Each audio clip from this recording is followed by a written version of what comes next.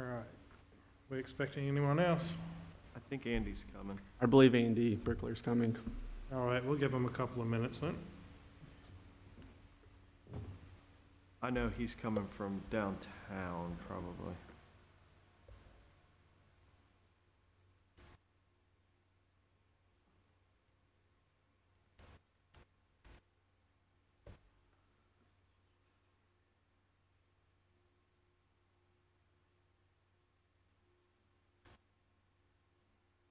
So something that we've been trying to figure out, and we talked about it maybe in planning or somewhere. You are our who's the planning commission? Liaison is Sam Cornwall. Sam Cornwall. Is he allowed to vote, or should he be sitting here? No, Yes. he's a voting member. Okay. One of the people that's supposed to be one of the voting members of the commission is a planning commission Perfect. person. City. That's what I would think, right? Like if you're the liaison to a board, you would just there to observe and carry the message back to wherever you came from. Yeah, he's not a liaison though. He's the representative who is on the board. Okay. Which is a different word. Yeah.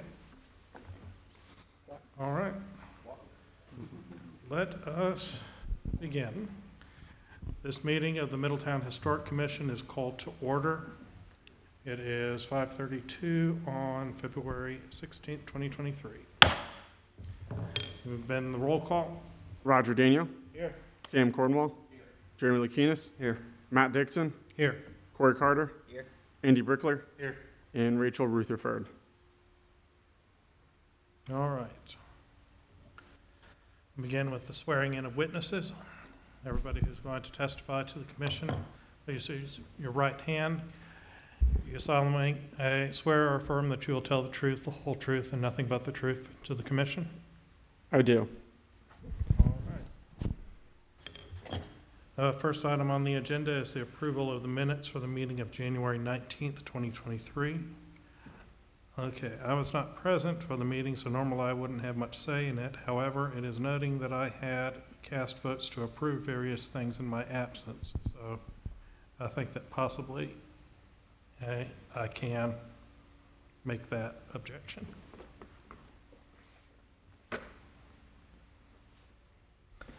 Anybody else have any remarks on the minutes? I'll make a motion to approve the minutes for January 19th, 2023. Okay, subject to the correction that whoever actually voted to approve these things is substituted for my name. Yeah, Jeremy, do we want to you want to take your motion back? Because he's saying that his minutes have him voting and he wasn't at the meeting. Oh. So we're either have to pull that back. Yeah. I'll make a motion to approve the January 19th, 2023 minutes with the correction of Matt Dixon was not present at the meeting. Okay. Then we have a second. All in favor say aye. Aye. Any opposed, same side. Right, the minutes are approved, subject to the correction. Next item on the agenda is a certificate of appropriateness. As for 6 South Broad Street for a sign replacement by Nelson Castillo. Do we have a staff report? We do. So tonight before us, we have a request for a certificate of appropriateness for the replacement of the wall sign on the corner of Broad and Central. The property is formerly known as Murphy's Landing. A 6 South Broad Street is a 3-story commercial building built in 1906 and is located in the Central Avenue Historic District.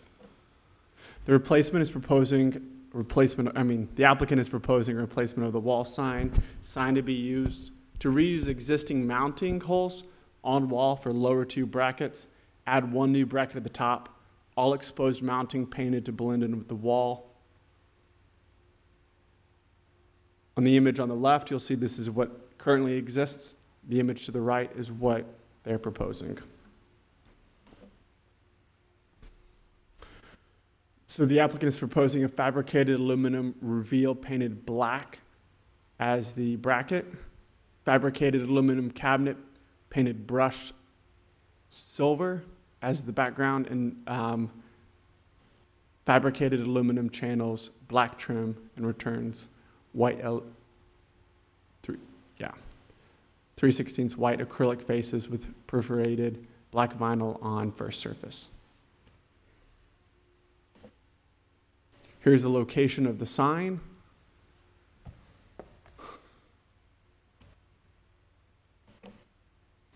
No person owning, renting, or occupying a property that's historically designated can carry out any exterior alteration, restoration, reconstruction, demolition, new construction, or moving of historic landmark or property without first obtaining a certificate of appropriateness from the Historic Commission or Development Code Administrator. No permits may be issued without first obtaining a certificate of appropriateness. Any appeals directly affected by a decision of the Zoning Code Administrator or the Historic Commission shall have the right to appeal to Planning Commission, provided that a written application for appeals filed within 20 calendar days after the decision notice or order was serviced. I also have added the last few meetings, I've had the certificate of appropriateness design review criteria. If you want me to read through this, it's about 4 pages long. Anybody have a motion to waive the reading of the ordinances? Second? I'll make a motion to waive the reading of the ordinance. Okay. Okay. All in favor, say aye. Aye. Any opposed, same sign. Motion carries. If we ever do want to go back to it for reference, that's why I've added it. All right. The applicant is not present, and that ends my staff report. Okay. All right, we'll open the public forum. Is there anybody that wishes to speak present that wishes to speak in support of the application? There being no response, is there anyone present that wishes to speak in opposition to the application? There being no response, do we have a motion? I'll make a motion to approve as submitted. I'll second. Okay. Do we have any discussion? All right. Can you call the roll? I'm sorry. Did you guys, I was making the edits to the minutes, All right. making sure that they were going to be You ready made a for you motion next to time. approve without a Jeremy discussion. made the so- first motion, I second. Perfect. Thank you, Andy. Okay, Roger Daniel, Yes. Sam Cornwell, Yes.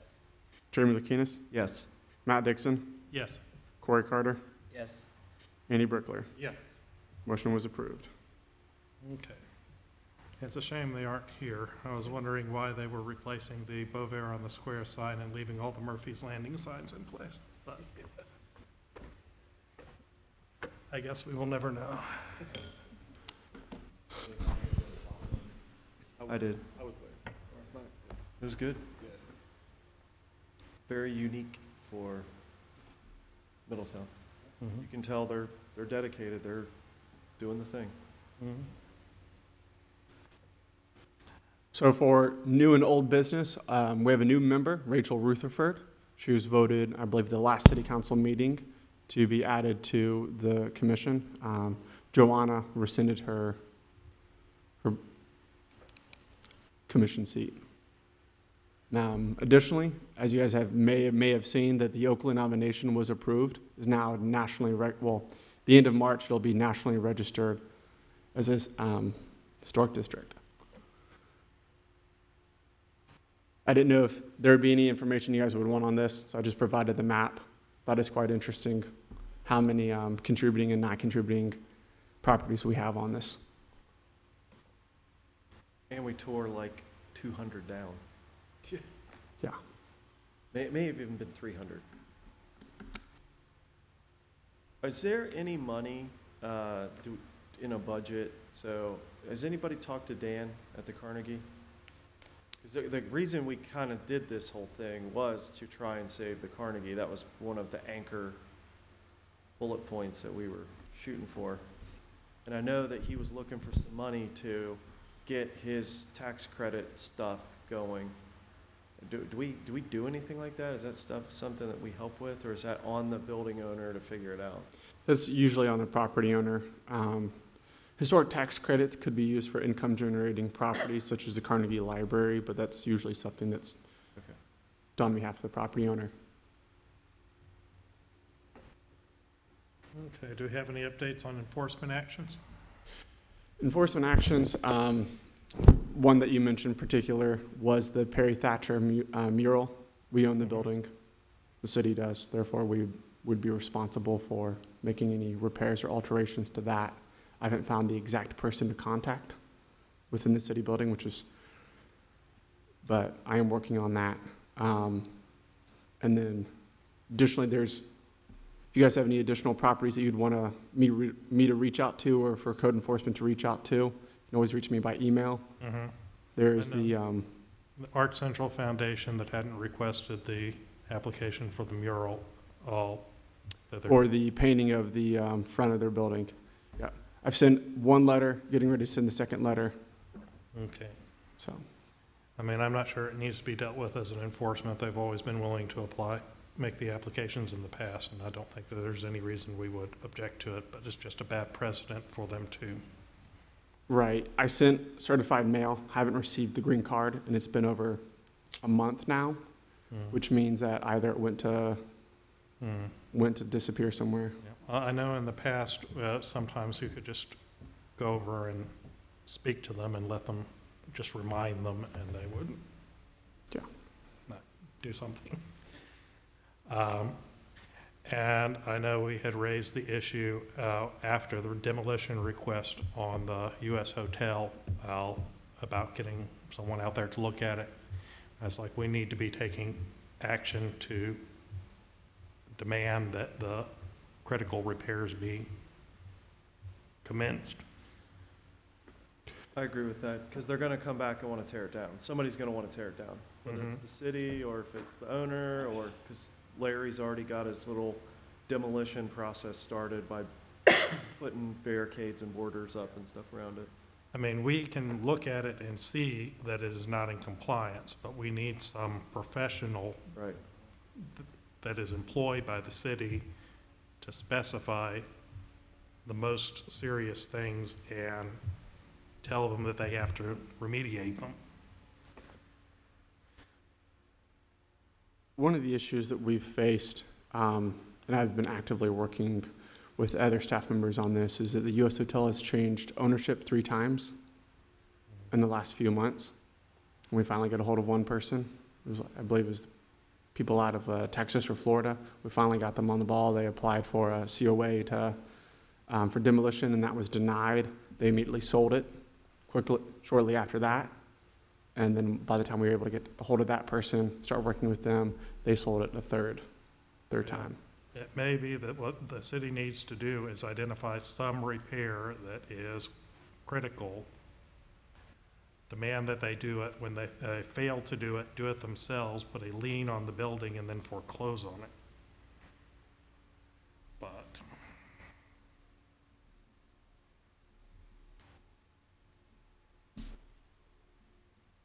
I like what Matt said.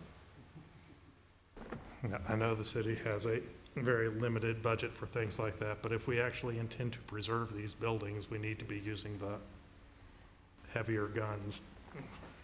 Absolutely. I'll check with Larry Tuttle, our chief building official, and then I'll also check with the law department on what our possibilities are, or what our options are. Mhm. Because if it continues as it is, it's like they come back with a demolition request again, we won't be able to deny it because it's going to be a hazard to the community. It's With the not second, prejudging the issue, just looking at how quickly it's deteriorating. That's what happens when you put stucco on brick.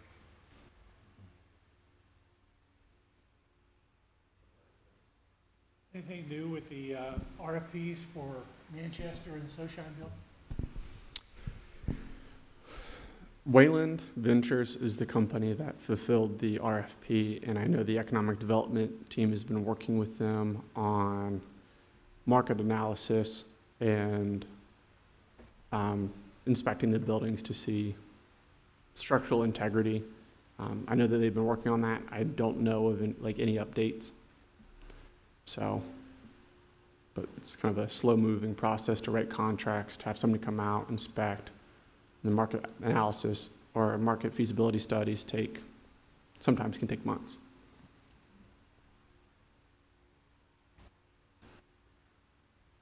All right, did anybody else have anything that needed to be addressed? All right. Do we have a motion?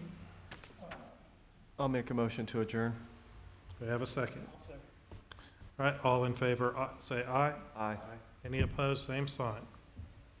All right, we are adjourned. Okay, thanks for being here. Meeting number 2. Yes. Big doings down here. Oh, yeah. Don't worry, you'll get you one that's heated.